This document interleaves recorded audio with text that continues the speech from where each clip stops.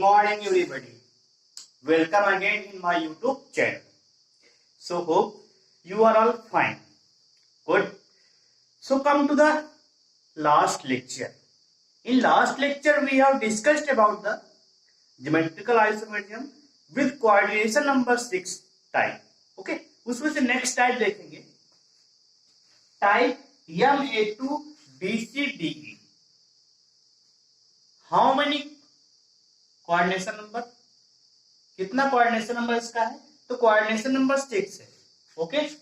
और the coordination number for this complex coordination number is 6. यहाँ पे कोऑर्डिनेशन नंबर की value 6. Okay. Alright. So come to the next point. Draw the structure for this. क्योंकि मैंने बताया था एक पॉइंट कि आयनिक कंपाउंड्स में आइसोमेरिज्म डज नॉट शो, ना ही उनका स्ट्रक्चर होता है. ठीक है, क्योंकि अपने आयन से ब्रेक हो जाएंगे. इन कोऑर्डिनेशन कंपाउंड में आइसोमेरिज्म शो होगा.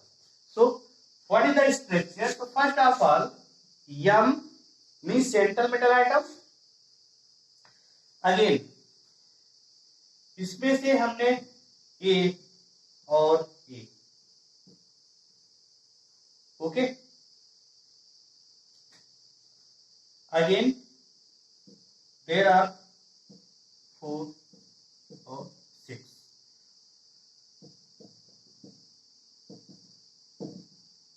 Eight the square planar.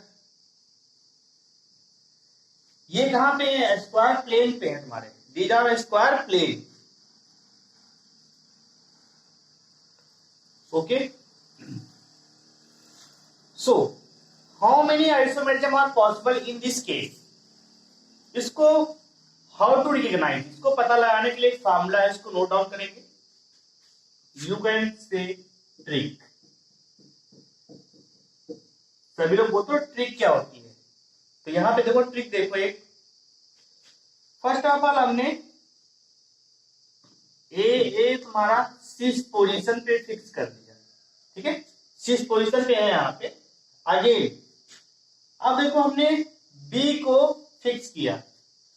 अब यहां बी तो तुम्हारा है, ये फिक्स है.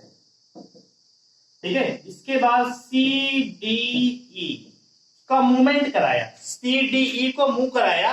तो हाउ मेनी जी आई? तो यहां पे 3 जी आई बनेंगे ना. इसको ऐसे ट्रिक समझो, क्लियर रहेगा, अदरवाइज प्रॉब्लम आएगी.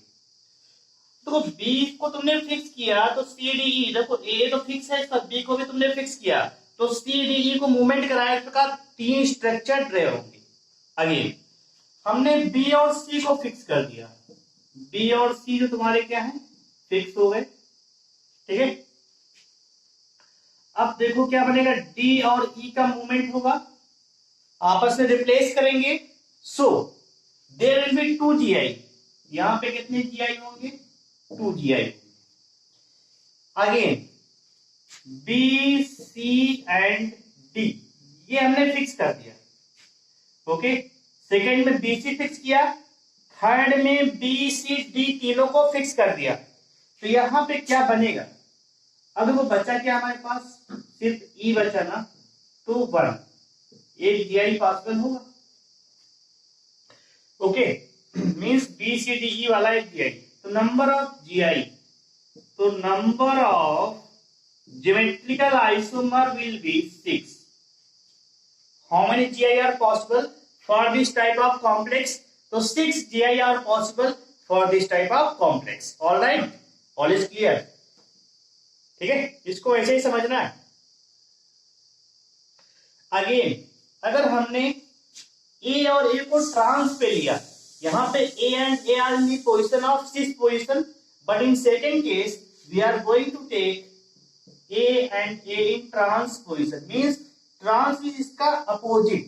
यहां पे क्या आएगा? अगर हमने इसको A फिक्स किया, they are the trans position, और यहां पे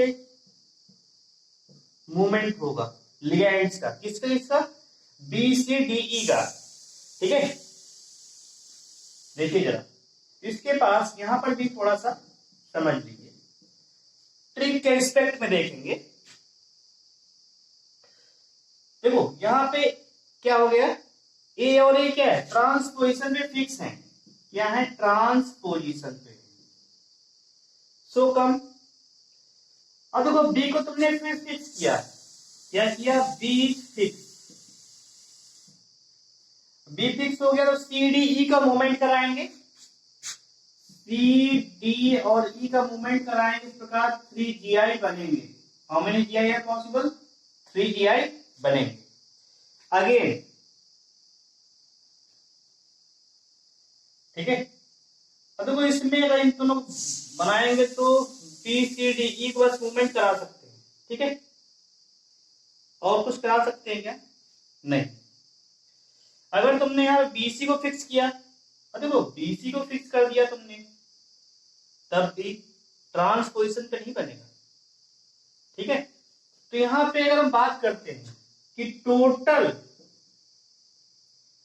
number of GI for MA2BCDE के लिए, तो total number of GI will be 6 + 3, 6 आएंगे, 6 पे आएगा और 3 आएगा, ट्रांस पे आएगा। इस प्रकार इसको बना सकते हो, 9 विल बी पॉसिबल, 9 स्ट्रक्चर बनेंगे। सो 6 + 3 becomes 9। Okay, all clear.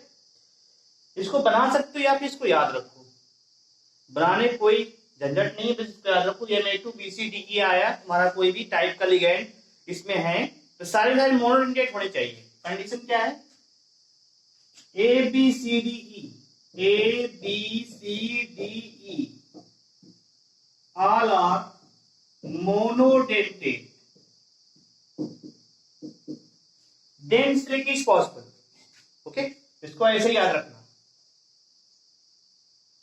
So next point पे आते हैं, 6 पे बनेंगे 6, ट्रांस पे बनेगा 3, टोटल बनेंगे 9। रफ करें,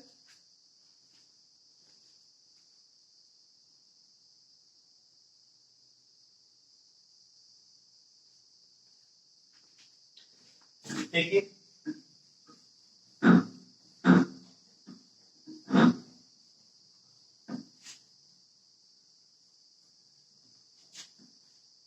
गाइस, सारा कुछ इंटरेस्टिंग लग रहा है, there is any problem, be motivated, complete your task daily. Okay, देखो लाइफ में कंप्लीट करना है तो अच्छे टास्क कंप्लीट करते रहो, ठीक है। चलिए अभी मोटिवेशन नहीं करेंगे, थोड़ा सा नेक्स्ट टाइप देखते हैं। टाइप है MABCDEF, means central metal item के साथ सारे लिगेंड डिफरेंट है,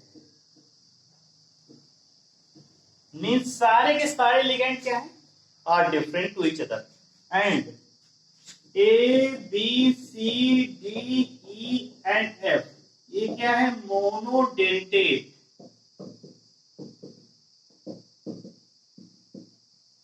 okay, MABCDE are monodentate ligand, all clear. So यहां पे how many GI are possible, इसको समझना है, तो इसके नोट कर लो, याद कर लो, ठीक है। टोटल जीआई विल बी 15, 15 कैसे होंगे इसको समझना है, ठीक है। Means 15 type of structures are possible for this coordination number 6 compound with different monodentate ligand. Okay, तो फर्स्ट ऑफ ऑल देखो ट्रिक समझते हैं इसको। फर्स्ट ऑफ ऑल ए को फिक्स करेंगे, क्या करेंगे, ए को फिक्स किया, इसको हमने फिक्स कर दिया, तो मूवमेंट किसका कराएंगे, BCDEF का मूवमेंट कराएंगे, तो BCDEF, इस प्रकार there will be AB 5 GI बनेंगे। How many GI are possible, 5 GI, ये तो फिक्स हो गया, इसको छोड़ दो, ये मिला के 5 बनेंगे। अगेन ए और बी को फिक्स कर दो, how many GI are possible, तो CDEF देयर विल बी 4, यहां पे 4 GI बनेंगे। अगेन ABC, तीनों को हमने फिक्स कर दिया, एबीसी को फिक्स करेंगे, देन डी ई एफ का मूवमेंट होगा इस प्रकार 3GI बनेंगे। Again A B C D चारों को हमने फिक्स कर दिया, तो ई और एफ इस प्रकार 2GI are possible. Again A B C D और ई इस प्रकार सिर्फ एफ का मूवमेंट, मतलब इसे मिला एक हो जाएगा ना, तो मूवमेंट नहीं 1GI, total GI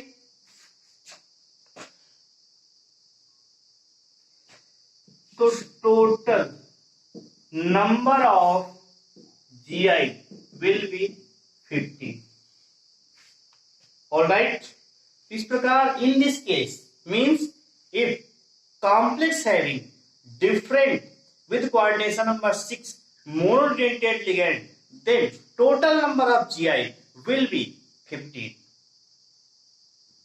Okay, and for this condition optical isomer will be 2 times of GI, means 30 isomers होंगे। कौन से ऑप्टिकल केस में, आगे बताएंगे। ठीक है, इसको एग्जाम्पल समझते हैं। एग्जाम्पल हमने ले लिया कि पीटी, ठीक है, PY NH3Cl NO2 NH3Cl NO2, ठीक है। थोड़ा सा इसको रफ कर रहे हैं, ठीक है, क्योंकि यहां पे हमको लिगैंड को नोट करना है।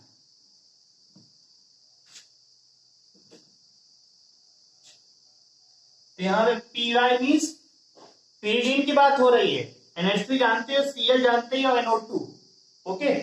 और इसके बाद तुम्हारा आ जाएगा Br और क्या जाएगा,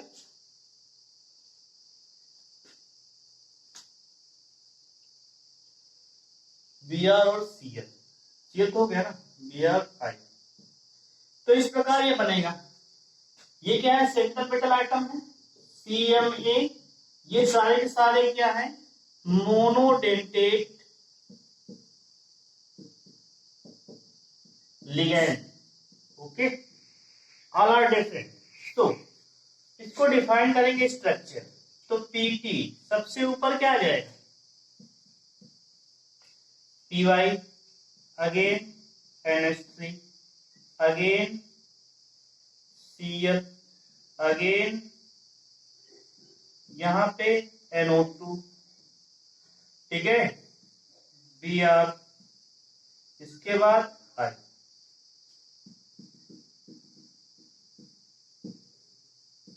दिस इज द स्ट्रक्चर। अब इससे कितने बनेंगे, 15 टाइप ऑफ GI। इसके पूछ सकता है, तो 15 GI बनेंगे, मतलब 15 GI बना सकते हो उसके, ओके। ये तुम्हारा पॉइंट कंप्लीट हो गया। एक थोड़ा चार्ट बनाइए आप लोग, उसमें सारे जो ज्योमेट्रिकल आइसोमर्स हैं उनके टाइप ऑफ कंपाउंड पे नंबर ऑफ GI, क्योंकि क्वेश्चन पूछ लेता है, कई बार क्वेश्चन आ जाएगा, तो पूछ लिया कि MABCDEF how many GI are possible, then 15 GI are possible, but in case of optical isomers 2 times of GI means 30 optical isomers are possible. क्यों, क्योंकि वहां मिरर इमेज रहेगा ना, तो एक बनेगा, उसके 2 GI जो बनेंगे ऑप्टिकल आइसोमर्स, ओके।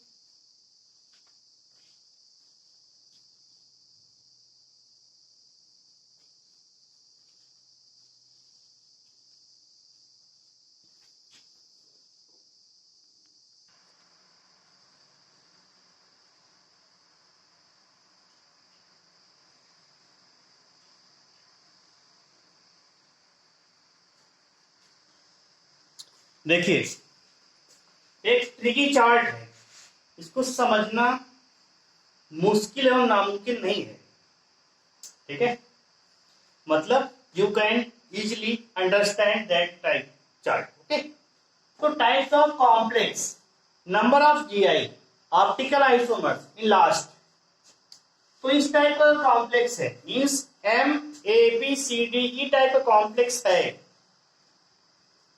किस टाइप कॉम्प्लेक्स है, M A B C D E type का कॉम्प्लेक्स है, तो total number of G I 15, अभी मैंने डिस्क्राइब किया था।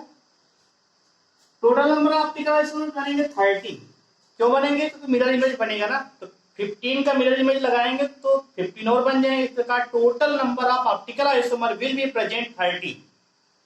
Ma2BCD केस में total number of GI will be 9 and total number of optical isomer will be 12। इसको हम बना के दिखाएंगे बाद में। Ma2B2CD टाइप कोई कॉम्प्लेक्स है तो उसके total number of GI will B 6। Ma2B2C2 type complex है उसके 5 होंगे। Ma3BCD में है तो उसके 4 होंगे। Ma3B2C है तो उसके 3 होंगे। Ma3B3 है तो उसके 2 होंगे। ये कोऑर्डिनेशन नंबर। Ma4BC है तो उसके कितने होंगे, उसके भी 2 होंगे। इसके बाद Ma4B2 है तो उसके भी कितने हो जाएंगे, देखो ये, ठीक है। Ma4B2 सबसे इंपॉर्टेंट है, ठीक है, मैंने बताया था ना, Ma4B2 one of the most important. इससे कितने बनेंगे, इसके बनेंगे 2 बनेंगे। Ma5B तो जानते ही हो, इन दोनों के कितने होते हैं, 0 होते हैं। तो इसको तुम्हें मेमोराइज करना है, ओके, इससे क्वेश्चन जरूर आता है, ठीक है। अब ये प्रीवियस ईयर में आया हुआ है, ठीक है। अब इसका मतलब ये थोड़े हमेशा आएगा, आ भी सकता नहीं आ सकता, तो सिलेबस कंप्लीट करना है तुमको फर्स्ट ऑफ ऑल, ओके। ये मत बोलना कि बाद में नहीं आया पेनाल्टी निकाली है, ऐसा कुछ नहीं है। समझ में आया, concept is clear, okay. I am going to run.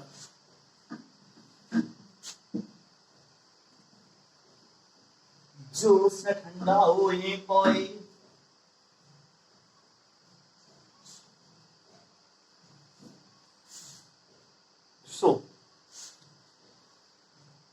so stereoisomers, first type of isomerism, geometrical isomerism has been completed, okay. Second type of stereoisomers is the optical isomers. So I am going to start optical isomer.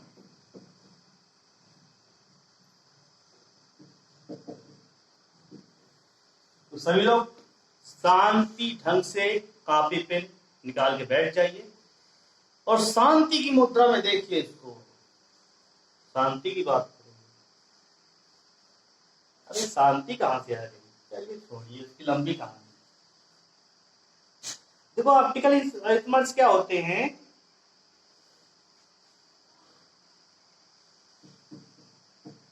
Optical isomerism, ठीक है। तो non super imposable mirror image of each other, ठीक है। लिखो non super imposable mirror image of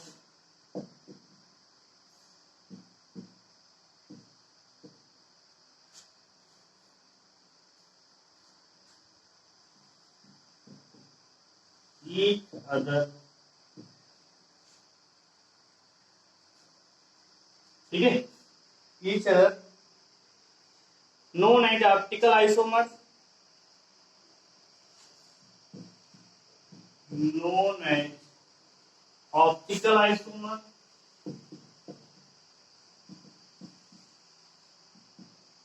and this phenomena is known as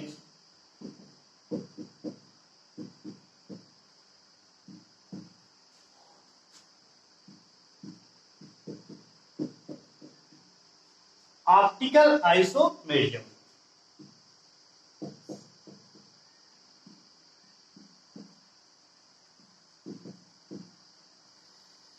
Means first condition is that mirror image कैसी होनी चाहिए, non super imposable, okay. चलिए इसको समझने से पहले अब लाइट, इसमें लाइट का इफेक्ट इंपॉर्टेंट है, तो थोड़ा समझते हैं इसको। देखो हमारी जो लाइट होती है ठीक है। अरे हम प्रकाश की बात कर रहे हैं। जो लाइट होती है ये 3D में कैसा है, 3 डायमेंशन। ओके। अब 3 डायमेंशन लाइट को अगर हम किसी भी कंपाउंड का नेचर चेक करना है क्या करते हैं, लाइट से हम पास कराते हैं। अगर कंपाउंड ने इस लाइट को रोटेट कराया, ठीक है, तो डेक्स्ट्रो लीवो में कन्वर्ट हो जाएगा। तो मीन्स ऑप्टिकल आइसोमर है। अगर रोटेट नहीं कराता है तो ऑप्टिकल आइसोमर नहीं। यहाँ पे कोई भी एक लाइट है, मतलब 3D लाइट है, इसको हम लोग प्लेन पोलराइज लाइट में कन्वर्ट करेंगे। ये लाइट पास हो जाएगी, ठीक है, पास हो जाएगी। कहाँ पास हो रही है, ये कॉइल, ये कह सकते हो कि ट्यूब होती है। गलत हो गया।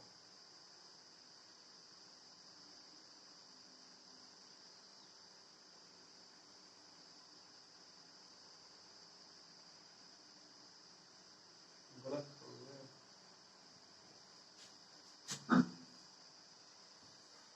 एक पोलैरीमीटर होता है, ठीक है।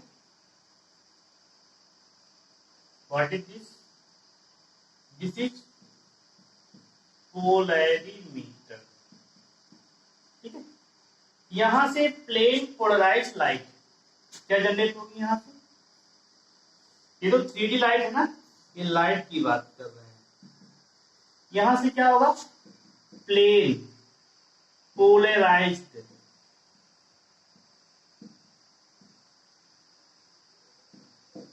Light,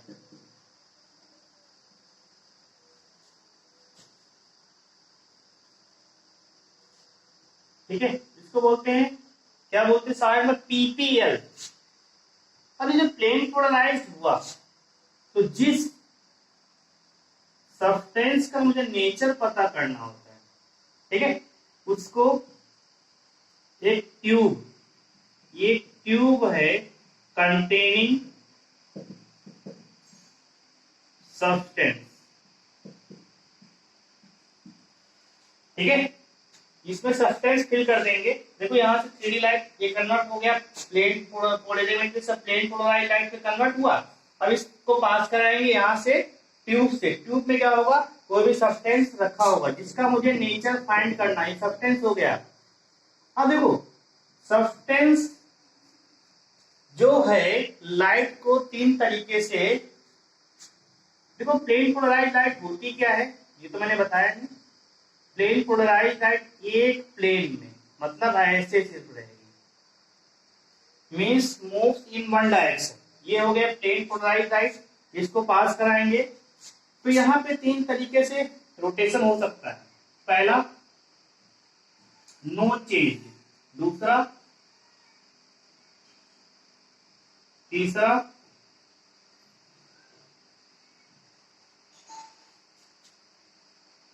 okay.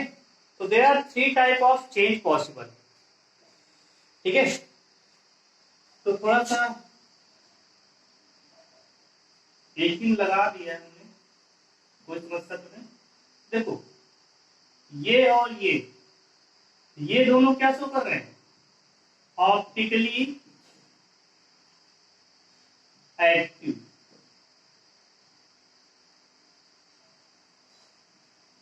Optically active show हो रहे हैं। लेकिन ये वाला line, this is showing optically inactive, क्योंकि नो चेंज।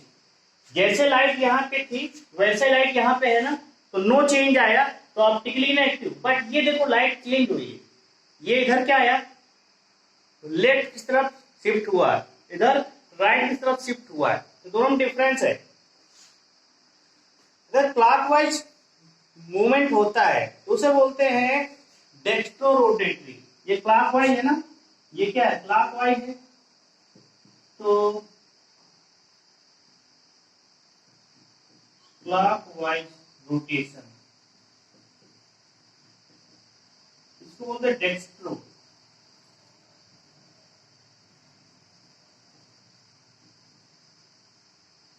इसको बोलते हैं प्लस डी। क्या बोलते हैं? Plus D, dextro rotatory, clockwise rotation.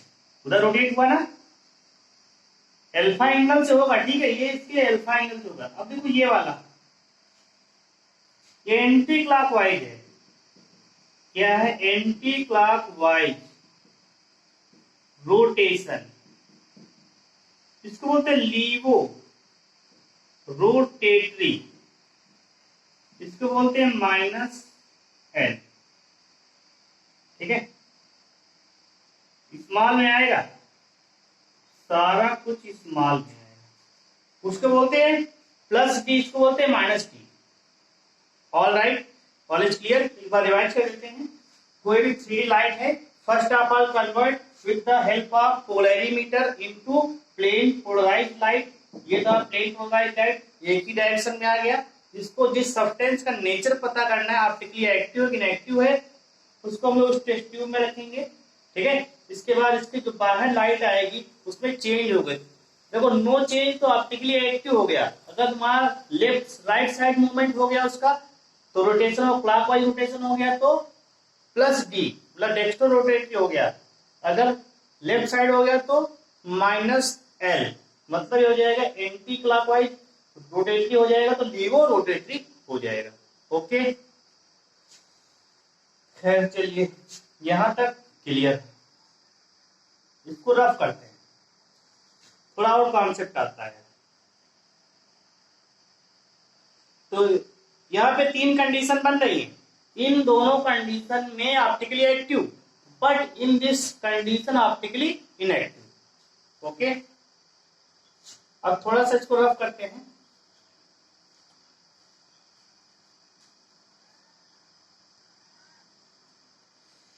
कुछ नोट कर लीजिए आप लोग, 1000 रुपए का नोट बनाइए।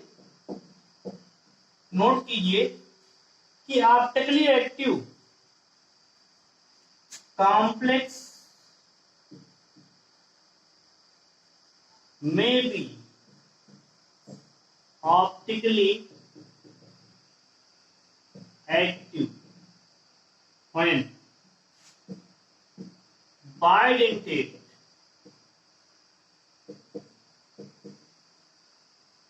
ligands are present। ये मैंने तुमको 100% ट्रिक नहीं है, ये easy way to recognise of optical isomer. तो फर्स्ट कंडीशन इज दैट अगर उसके पास बाइडेंटेट लिगैंड है तो ऑप्टिकली एक्टिव होने के चांसेस बढ़ जाएंगे। ओके, समझदार के लिए सारा काफी है। सेकेंड नोट लिखो, ठीक है। सेकेंड नोट लिखो कि अनसिमेट्रिकल कंपाउंड, देखो symmetrical compound, symmetrical compound does not show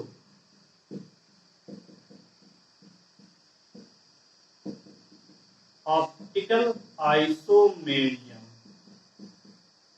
ठीक है, तो कंडीशन है सिमेट्रिकल नहीं होना चाहिए। अगला, for unsymmetrical compound, unsymmetrical compound shows optical isomer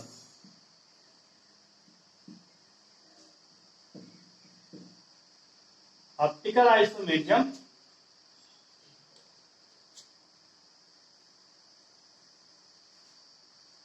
if position, ठीक है, सेंटर, पोजीशन हो गया, सेंटर हो गया,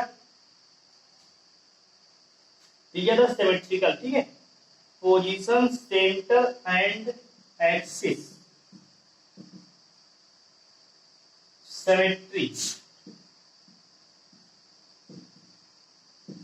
should be offset। क्या होना चाहिए, ऑब्सेंट होना चाहिए, ठीक है।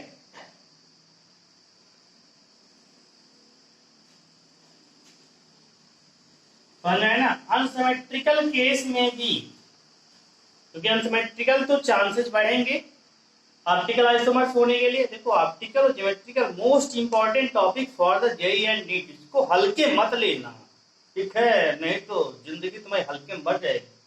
तो अनसिमेट्रिकल होना चाहिए, सिमेट्रिकल चाहिए तो नो। ओके, तो यहाँ कह रहे हैं कि position centre and axis symmetry should be absent. तो ये कुछ थोड़ा सा, पोजीशन क्या होती है, सेंटर क्या होता है, एक्सिस सिमेट्री क्या होती है, ये सब आप लोगों को 11th में पढ़ाया गया होगा, जब आइसोमेट्री पढ़ाया गया होगा। वैसे हमने कभी नहीं पढ़ाया है किसकी, ऑर्गेनिक कंपाउंड्स की आइसोमेट्री, ये तो इनऑर्गेनिक का चल रहा है, तो वहां पे बहुत डिटेल से पढ़ाया जाता है, ठीक है। थोड़ा बहुत तुमको बता देंगे यहाँ पे, लेकिन उसका नेचर अलग है, यहाँ नेचर अलग है। वहां डबल बॉन्ड पे सारा गेम होता है, यहाँ पे क्या है, सारा कुछ अलग है, ठीक है, कंडीशन लेवल वही है।